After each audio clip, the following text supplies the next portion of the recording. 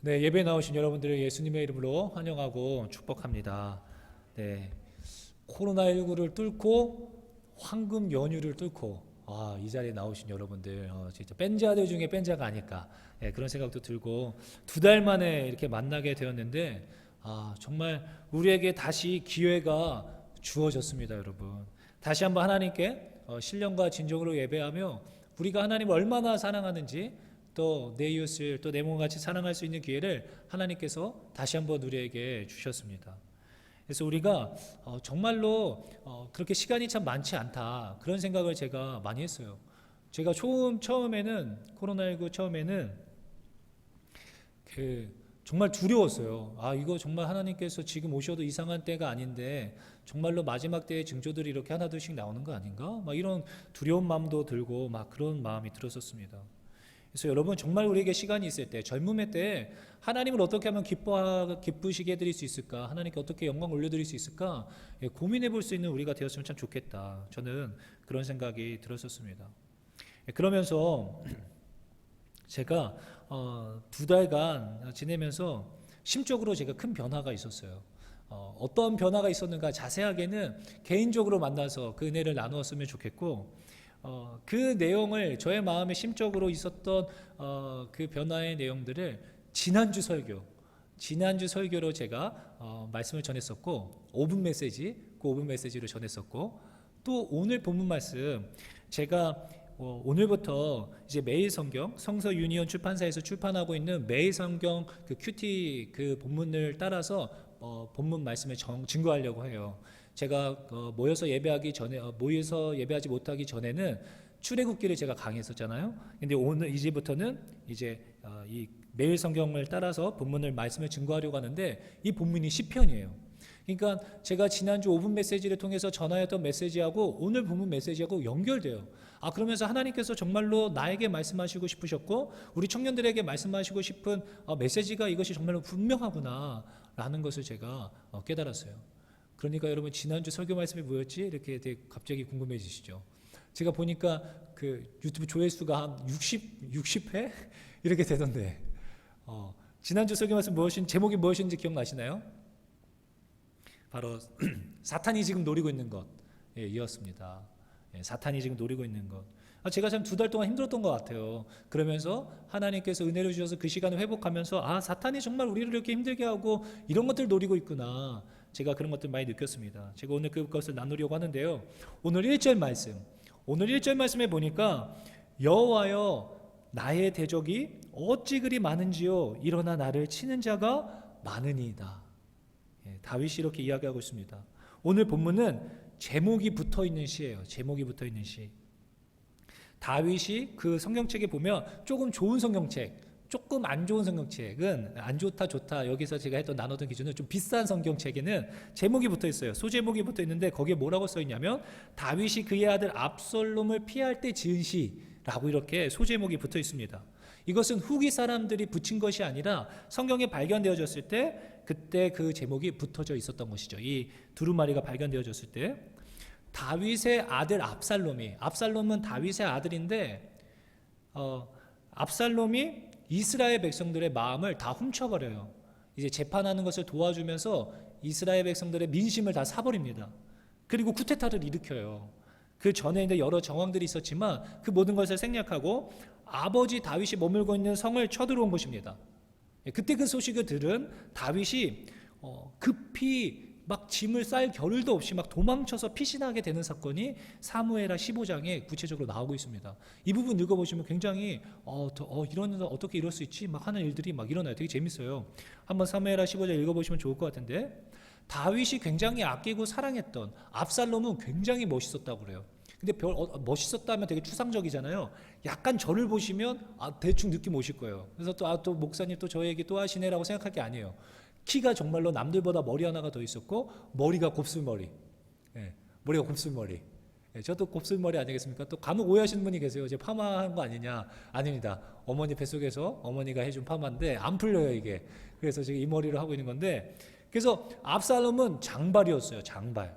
또 이렇게 머리가 긴. 그래서 다른 사람들이 볼 때 정말 멋있다 할 만큼 멋있는 아들이었어요. 그 다윗이 또 특별히 아꼈던 것 같아요. 압살롬이 죽었을 때 다윗이 정말로 통곡하면서 가슴 아파하거든요. 그러니까 다윗이 사랑하였던 아들이 자신을 죽이려고 달려든 것입니다. 얼마나 비참하고 얼마나 놀랬겠습니까? 다윗이 이 왕이 되어서 왕이 되기 전에도 자신을 죽이려고 하는 그 사울 왕으로부터 얼마나 오랜 기간 도망다녔습니까? 또 수많은 전쟁을 거쳤었는데 이제 자신의 아들까지도 자신의 대적이 되는 상황. 여호와여 나의 대적이 어찌 그리 많은지요. 일어나 나를 치는 자가 많으니이다. 다윗이 지금 그 이야기를 하고 있는 것입니다. 오늘 본문은 이처럼 너무나 많은 대적이 일어나서 나를 치고 있다라고 이야기하고 있어요. 그렇다면 여러분들은 어떠세요? 여러분들이 힘들게 하고 여러분들의 목숨을 노리고 있는 대적, 원수, 여러분들 그런 사람들 몇이나 있으세요? 여러분 주변에. 아니 목사님 저는 얼마 없는 것 같은데요. 저는 뭐 원수, 제 성격이 좋아서 원수 없고 뭐 괜찮은데요. 뭐 이렇게 생각할 수 있겠죠. 또는 뭐 저는 저희 오빠가 제 원수입니다. 뭐 이런 사람도 있을 거고, 아니면 우리 엄마가 우리의 대적이 됩니다. 뭐 이렇게 얘기할 수 있는 사람들도 있을 것 같아요. 그런데 그것은 오늘을 살아가는 많은 크리스찬들이 하는 착각입니다. 오늘 본문을 통해서 주시는 첫 번째 메시지, 오늘 한번 따라해 볼까요? 한번 따라해 봅시다. 나를 호시탐탐 노리는, 오랜만에 모여서 다시 한번, 나를 호시탐탐 노리는 사탄이 있습니다. 사탄이 있어요, 여러분. 우리가 알게 모르게 또 느끼지 못하게 계속 호시탐탐 틈만 나면 끊임없이 우리를 공격하는 대적, 사탄이 있습니다. 먼저는 우리가 이 사실을 분명히 인정해야 돼요. 우리가 지금 2달간 그냥 똑같이 반복되어지는 일상들을 주일날 예배만 못 드렸다 뿐이지 드렸잖아요. 그런데 그 와중에 사탄이 여러분들을 공격했을까요? 공격하지 않았을까요? 사탄이 오늘 예배당에 나오기까지도 공격했을까요? 공격하지 않았을까요? 여러분, 우리는 사탄에 대해서 너무 과소평가하는 경향이 있어요. 우리 양옆에 앉아있는 친구에게 한번 이렇게 오랜만에 얼굴도 보면서 뭐 이렇게 인사했으면 좋겠어요. 한번 이렇게 인사합시다. 사탄이 지금 당신을 노리고 있습니다. 한번 이렇게 인사할까요? 앞에 있는 분에게 사탄이 지금 당신을 노리고 있습니다. 제가 이것은 여러분들이 겁주려고 하는 것이 아니에요. 정말로 이렇게 미묘하게 우리의 마음을 이렇게 어렵게 하고 힘들게 하고 공격하고 있구나. 이런 것들을 참 제가 2달간 지내면서 그런 생각들을 하게 되었습니다. 여러 모형으로 사탄은 우리를 공격하고 있는데, 상황들을 통하여서, 친구들을 통하여서, 또는 유튜브를 통하여서, 인스타를 통하여서, 또는 어떤 친구의 말을 통하여서 우리의 생각, 우리 마음을 공격하고 있어요. 그래서 오늘날 정말 너무 치열한 것 같아요. 이 싸움이 너무 치열해요. 집에 가만히 앉아 있어도, 예전에는 집 밖에 나가야 좀 그런 영적 전쟁이 치열하고 그랬었는데, 이제는 집에 앉아 있어서 핸드폰만 열어도 정말로 그 전쟁을 통해서 사탄이 우리에게 공격할 수 있고 무언가의 메시지를 전할 수 있는 그런 시대를 살아가고 있기 때문에 굉장히 치열합니다. 그래서 저는 다음 세대 아이들이 과연 어떤 생각을 하면서 성인이 될까 참으로 우려가 되지 않을 수가 없는 시대 가운데 우리가 살고 있습니다. 그렇다면 그 우리를 노리는 그 사탄이 우리의 삶에 그런 생각과 마음을 공격하는 것뿐만 아니라 문제를 만들어내요. 문제를 만들어내서 우리의 삶 가운데 고난이 찾아올 수 있고 유혹이나 시험에 빠질 수 있는 상황들이 있습니다. 그래서 우리는 그것을 이상하게 여기지 말아야 해요. 나의 삶 가운데 문제가 찾아오고 어려울 수 있다. 우리는 그것을 인정해야 되는 것이죠. 여호와여 나의 대적이 어찌 그리 많은지요? 일어나 나를 치는 자가 많으니이다. 이 말을 하는 사람이 누구냐면 다윗 왕이에요. 다윗 왕. 하나님께 특별한 은혜를 받아서 기름 부으심을 받고 하나님이 세운 왕. 그러면 하나님이 세운 왕이면 모든 대적을 물리쳐 주시고 모든 문제를 막아 주실 것 같은데, 그렇지 않고 여전히 그의 삶을 힘들게 하고 공격하는 사람들이 너무나 많다는 것입니다. 지금 그것을 다윗이 하고 있는 거예요. 자신이 너무나 사랑했던 아들까지도 자신을 죽이려고 달려드는, 이 많다라는 구절이 1절, 2절에 3번이나 반복돼요. 너무 많다라는 거죠. 많은 사람이 나를 대적한다라는 것이죠. 이것을 이렇게 의역해 보자면 탄식하는 것입니다. 탄식. 다윗이 나는 왜 이렇지? 왜 나한테는 이렇게 문제가 끊이지 않고 계속 생기고 나는 왜 이렇게 문제가 계속 많지? 라고 말하는 것입니다. 바로 하나님의 기름 부어 세운 다윗 왕이 그 수많은 대적들을 물리치고 이제 조금 안정을 찾을까 했었는데 여전히 그 자신의 아들이 대적이 되어서 일어날 줄 누가 알았겠습니까? 자신이 왕이 되었을 때 그렇게 막 온 세상이 떠나가라 막 기뻐하였던 그 이스라엘 백성들도 이 압살롬을 따르게 되어지는, 다 배반당한 것이죠, 다윗이. 여러분, 하나님의 기름 부어 세운 왕, 특별한 은혜를 경험하였던 다윗에게도 수많은 문제들과 대적하는 원수들, 상황들과 환경들이 끊이지 않았음을 우리는 기억해야 돼요.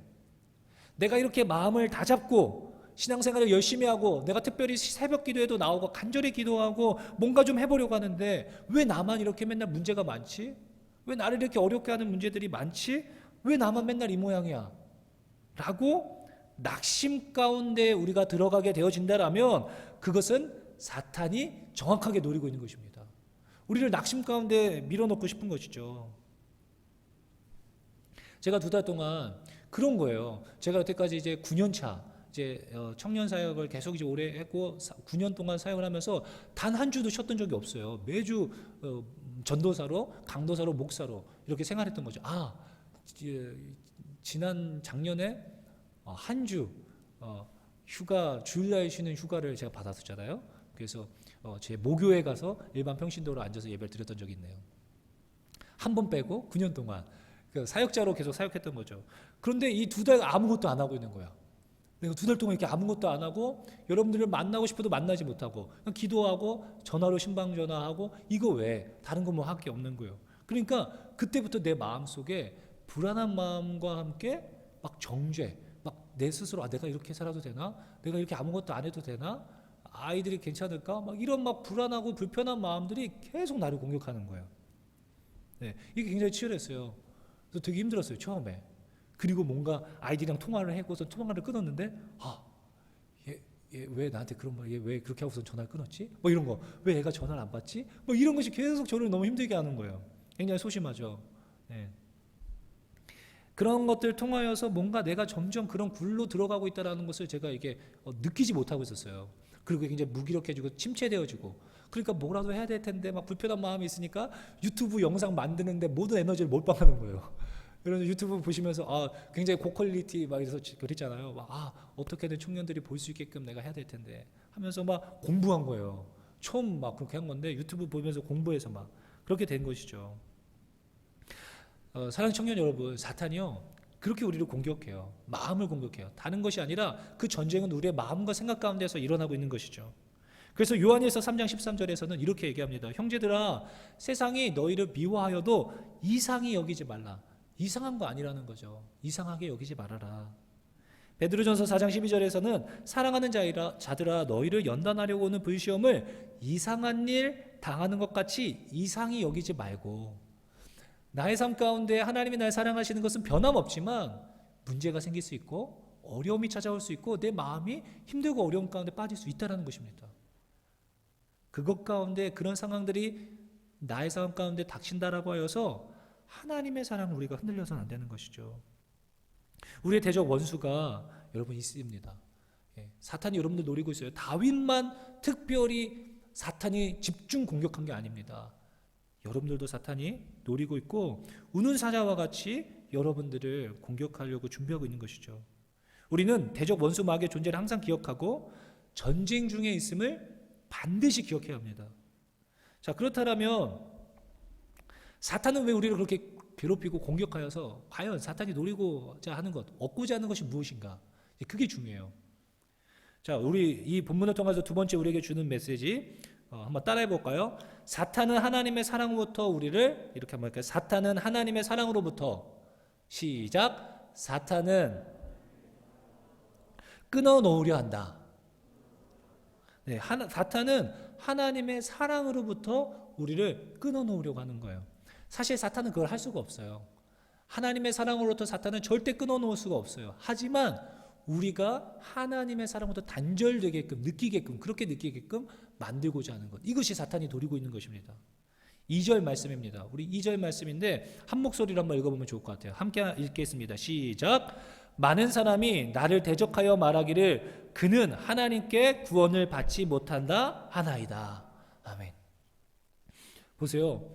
많은 사람이, 다윗 곁에 있는 많은 사람이 나를 대적하여 말하는데, 다윗을 대적하여 말하는데 뭐라고 말을 하냐면, 너 다윗, 너는 하나님께 구원을 받지 못할 거야 라고 이야기하는 거예요. 예. 하나님이 구원해 주실 수 없어가 아닙니다.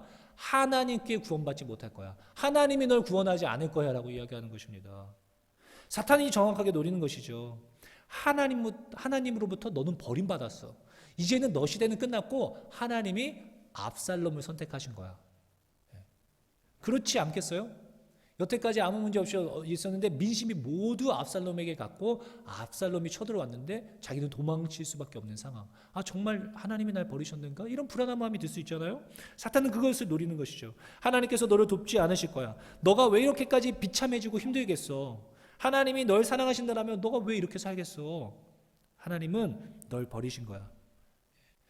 우리를 향한 변함없으신 하나님의 사랑을 의심하게 만들고 흔들어 놓으려고 하는 것, 이것이 사탄이 정확하게 노리는 것입니다. 그리고는 우리로 하여금 낙심하고 무너지도록 마음과 생각에 그렇게 되어지는 거죠. 맞아, 내가 그렇지 뭐, 하나님은 별로 나한테 관심이 없고 하나님 날 사랑하시지 않으시는 것 같아, 막 이런 생각이 들게끔 하는 것이죠. 우리는 자연스럽게 하나님에 대한 기대를 하지 못하게 됩니다. 어떤 문제가 닥쳐도 하나님이 전혀 떠오르지 않아요. 날 도와줄 수 있을 것 같은 친구나 부모님이나 어떤 재력가가 떠오르게 되는 것이죠. 우리의 생각 속에 하나님은 막연한 하나님으로 자리 잡게 되는 거예요. 그냥 텍스트적인 하나님, 나를 사랑하시는 하나님이라는 그 텍스트로 우리의 마음속에 남는 것이죠. 무능력한. 결국 사탄의 공격은 여기로 우리를 몰아가고 있는 것입니다. 무의식적으로. 여러분들 마음속에 무의식적으로 하나님은 날 사랑하시지 않는 것 같아 라고 생각되어지시는 분이 있다면 사탄이 여러분들의 생각을 지배하고 있는 거죠. 의심하게 되어진다면, 목사님 저렇게 얘기하는데 하나님은 저를 사랑하지 않는 것 같아요, 막 이렇게 사탄이 여러분들의 생각을 쥐고 있는 것입니다. 많은 사람이 나를 대적하여 말하기를, 나의 주변에 있는 사람들이, 나의 상황들이 누가 봐도 그렇게 보일 정도로 너는 하나님께 구원을 받지 못한다 하나이다. 이러한 우리를 정죄하고 그렇게 몰아가는 상황들은 사탄은 그렇게 하여서 하나님의 사랑에 대해서 불신하게 만들고, 첫 번째 불신하게 만들고, 그러한 불신은 우리를 불안하게 만들어요. 우리를 불안하니까, 우리의 삶이 불안해지니까 우리의 삶이 어떻게 될까요? 점점 분주해져요. 내가 막 바빠집니다. 분주해지게 되어지니까 우리가 세상 가운데서 막 너무나 치열하게 바쁘게 살아가요. 마치 부모님이 없는 고아와 같이 내가 먹고 살 것들을 구하지 않으면 내가 살 수 없는 것처럼 너무 바빠져요. 그리고 불안한 거죠. 그러한 분주함은 결국 네 번째 허망함으로, 낙심으로 우리를 몰아가게 되어져 있습니다. 사탄이 이것을 노리는 거예요. 수많은 청년들이 취업과 어떤 배우자 이런 것을 놓고, 어떤 한 청년이 그런 얘기해요. 목사님, 저는 이제 홀로 살기로 결심했습니다. 왜 그런가 하면 그 친구가 뭐 돈도 없는 것도 아니고 뭐 직업이 없는 것도 아니에요. 근데 자기를 사랑할 만한 여자가 없다라는 거예요. 자기가 그렇게 이렇게 못 박았어요. 너 왜 그렇게 생각하냐? 너 정말 괜찮은 애인데. 그런 얘기를 했었습니다. 한 2주 전인가요? 그 친구하고. 계속 우리를 낙심으로 몰아가는 거죠. 내 삶 가운데 소망함이 없도록. 결국 하나님의 자녀들이 낙심과 절망 가운데 사로잡혀서 소망이 없는 삶을 살아가게 만드는 것. 사탄이 그것을 노리고 있습니다. 사탄은 우리의 삶이 하나님의 사랑에 깊이 뿌리 내리게 되어서 하나님의 사랑 안에 거하게 되는 것, 그것을 사탄은 가장 싫어하고 두려워하는 것입니다. 왜 그것을 두려워하고 가장 싫어할까요? 그 이유는 우리가 하나님의 사랑 안에 거하게 될 때, 하나님의 사랑을 확신하게 되어질 때, 이때 우리의 삶이 변하게 되는 거예요. 이게 거듭남이라고 하잖아요. 하나님이 날 사랑하셔서 십자가에 못 박혀 죽으시고 내 죄가 사함받아 하나님의 그 사랑 안에 있다는 것이 인정되어지고 확신하게 되어질 때, 그때 우리 삶이 변해요. 어떻게 변하냐면, 제가 영상 가운데도 얘기했지만 아버지가 기뻐하시는 삶을 살고 싶어져요.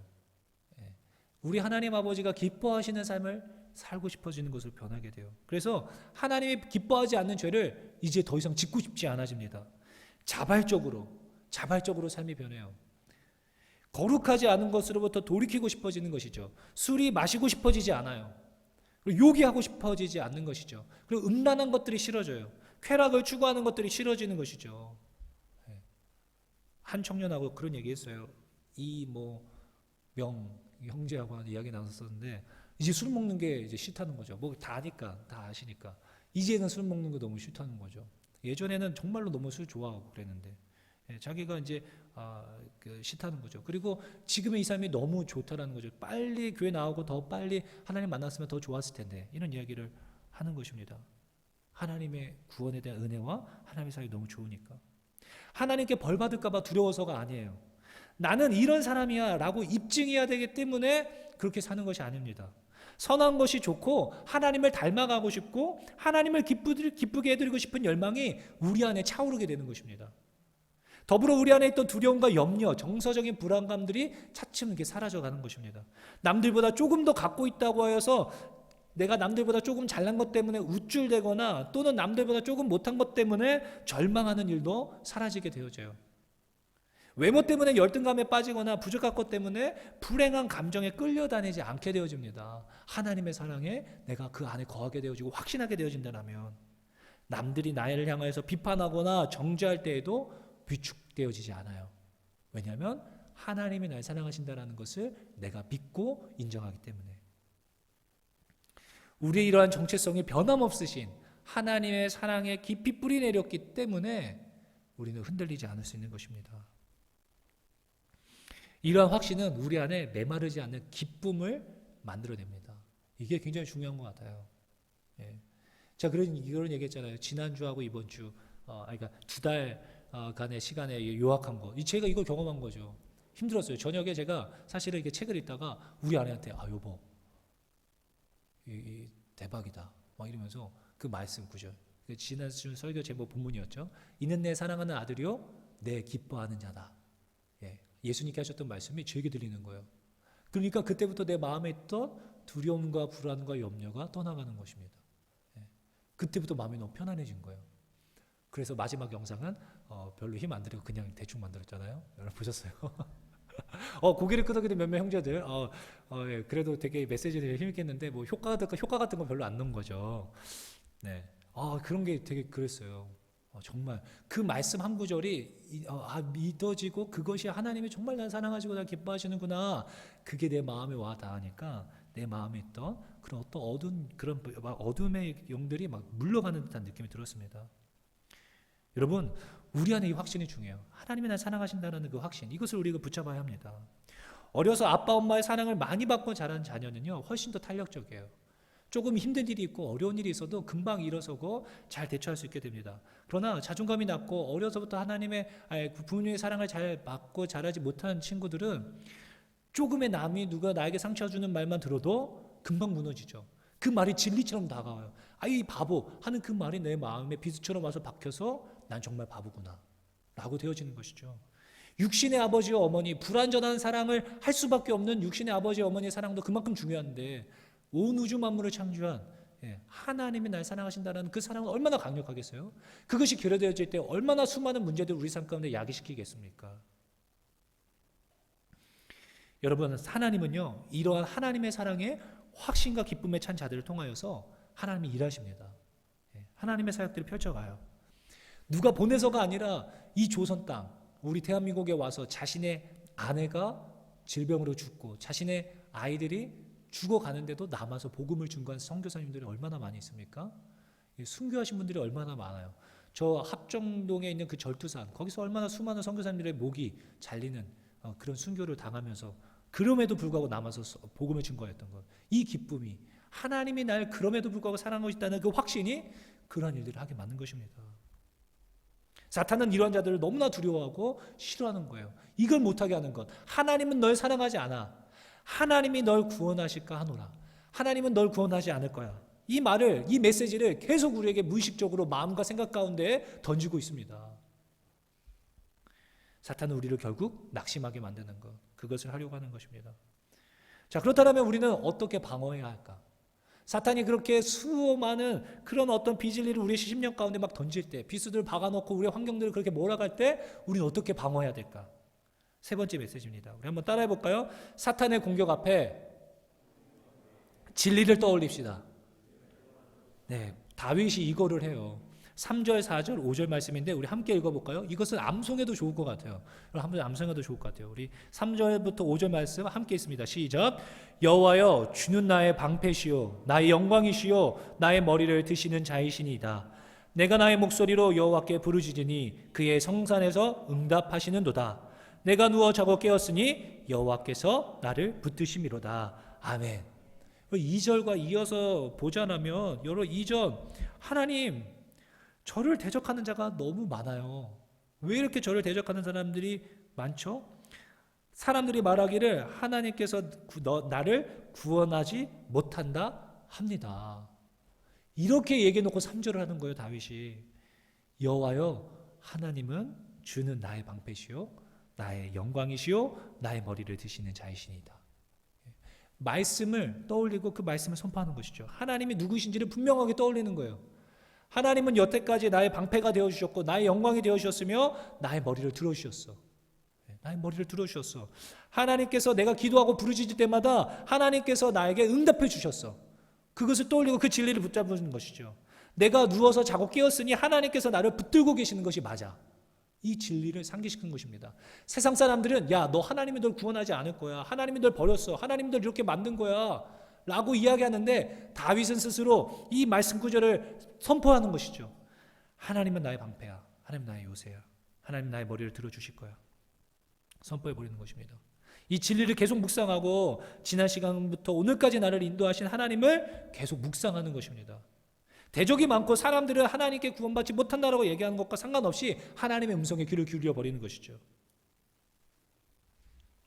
그 결과 1, 2절의 다윗의 탄식이 이제 확신과 신뢰의 선포로 바뀌었어요. 6절입니다. 천만인이 나를 애워싸 진친다 하여도 나는 두려워하지 아니하리이다. 이때 이 감정이 다윗이 그러했는지 안 했는지는 잘 모르겠어요. 하지만 다윗이 선포하는 거예요. 천만인이 나를 둘러싸 애워 진친다 하여도 나의 상황 환경이 이런다 할지라도 낙심하지 아니할 거야. 두려워하지 않을 거야 라고 선포하는 것입니다. 여러분 세상의 소리에 귀를 닫고 하나님의 말씀에 신뢰하기로 붙잡기로 결단하는 것입니다. 세상은 여러분 그렇게 얘기해요. 내가 가지고 있는 것. 청년들이 많은 그렇게 얘기해요. 결혼 언제 하냐? 지금 돈이 없어가지고. 맞죠. 돈 없으면 결혼하기 쉽지 않죠. 근데 약간 그것은 누가 돈 없으면 결혼하지 못한다라는 거 누가 이야기했습니까? 세상이 그렇게 얘기하는 것이죠. 세상 사람들이 하는 것에 모든 기준치를 맞추려고 하면은 그 돈 있어야지 결혼할 수 있게 되어지는 거예요. 하지만 그렇지 않습니다, 여러분.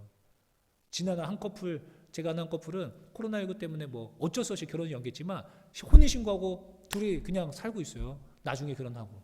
그렇게도 결혼할 수 있는 거 아니겠습니까? 뭐 집은 어떻게 구해요? 뭐 여기 여러 가지 그런 것들에 대해서 저한테 개인적으로 상담 오시면 제가 상담해 드릴 건데 어찌되었든 그런 어떤 세상의 비진리들은 내가 가지고 있는 것들과 내가 소유하고 있는 것들 나의 스펙들로 나를 정죄하고 판단하는데 그것도 귀를 닫는 것입니다. 하나님께 내 마음을 고정하는 것이죠.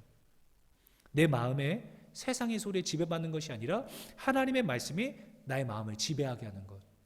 다윗은 그것을 선택한 것입니다.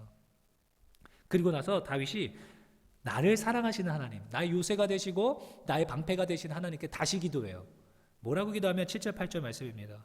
제가 한번 읽어볼게요. 여호와여 일어나소서 나의 하나님이여 나를 구원하소서 주께서 나의 모든 원수의 뺨을 치시며 악인의 일을 꺾으셨나이다. 구원은 여호와께 있사오니 주의 복을 주의 백성에게 내리소서. 아멘. 확신하니까 하나님께 기도할 수 있게 되어지고 하나님께 맡겨드릴 수 있는 것이죠. 구원은 하나님께 있습니다. 다윗이 선포하는 것입니다.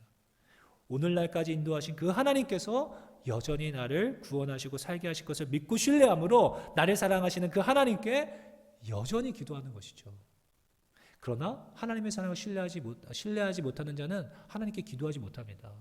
하나님께 기도하지 못해요. 기도해도 하나님이 날 도와주실 것이다라는 믿음이 없기 때문에.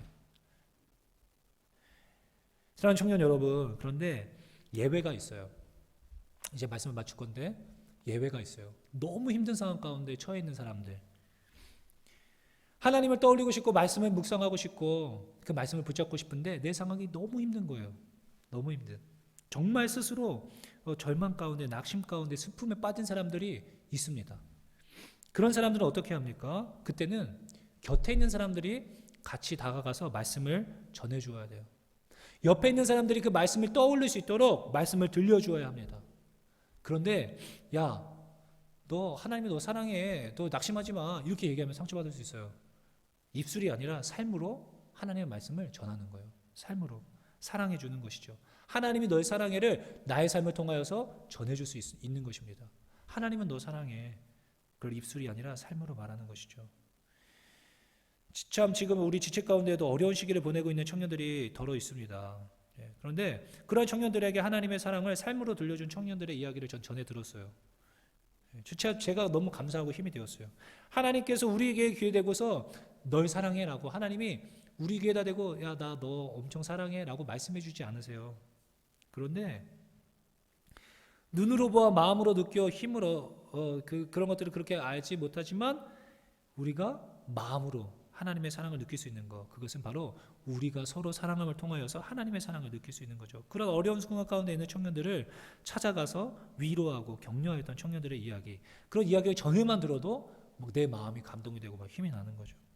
절망의 순간, 죽고 싶고 다 포기하고 싶고 정말 모든 걸 다 놓아버리고 싶은 그런 순간들.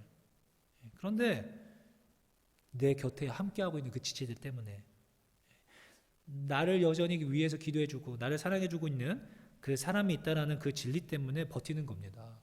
여러분, 그게 우리가 한 몸이고 그게 교회죠. 그런 낙심과 절망 가운데 있는 자들에게 가서 하나님의 말씀을 삶으로 들려주는 것입니다. 사랑하는 청년 여러분, 사탄은 우리를 낙심으로 몰아갑니다. 여러분들 낙심 가운데 끊임없이 몰아갈 거예요. 마음 가운데 생각 가운데 나의 대적이 어찌 이리 많은지요 라고 할 정도로 여러분들 무수히 공격할 거예요. 여러분, 그러나 다윗처럼 낙심 가운데 머물기를 거절하는 것입니다. 다윗은 그것을 선택했어요. 하나님의 말씀을 떠올리십시오. 하나님의 말씀을 의도적으로 떠올리는 거예요. 이 말씀을 만약에 3절 외웠잖아요. 하나님은 나의 방패시고 요새시요 나의 머리를 드시는 자이시다. 나의 머리를 드시는 자이시다라는 것은 뭐냐면 죄의 자리에 죄수가 머리를 숙이고 있는데 야, 너 왜 머리 숙이고 있어? 너 머리 들어. 내가 너의 모든 죄를 사이는데 그 표현이거든요.